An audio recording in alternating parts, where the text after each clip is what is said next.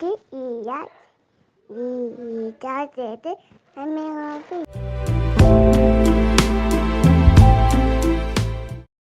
In the vast, colorful world of Dinoland, where the rivers sparkled under the sun and the mountains touched the clouds, there lived a tiny dinosaur named Tim. Tim was a Microceratus, one of the smallest dinosaurs you could ever imagine. He was no bigger than a bunny rabbit, with bright green scales and a cheerful twinkle in his eyes. Tim lived in a cozy little nest under a giant fern. Every morning he would wake up to the sound of the big dinosaurs' heavy footsteps thumping on the ground. Tim loved to watch them from his tiny hideout, dreaming of being big and strong like them. One sunny day, Tim decided he wanted to go on a big adventure. "Today I will climb the great hill and see the whole of Dinoland," he chirped with excitement. The great hill was a place where only the big dinosaurs went, because its paths were steep and its top touched the skies.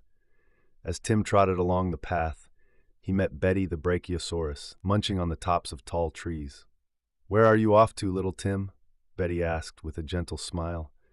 "I'm going to climb the great hill to see all of Dinoland," Tim replied proudly. Betty looked worried. "Oh, Tim, that hill is very steep, but if you are determined, be careful and watch your step." Tim nodded bravely and continued his journey. The path got steeper and the rocks got bigger.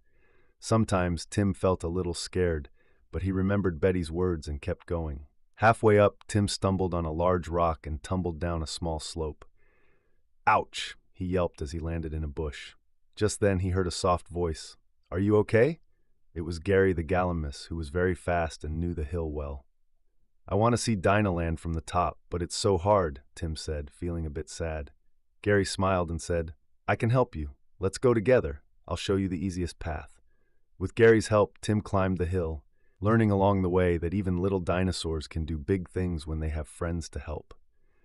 When they finally reached the top, Tim couldn't believe his eyes. Dinoland stretched out far and wide below them, more beautiful than he had ever imagined. "I did it!" Tim shouted joyfully. "I really did it!"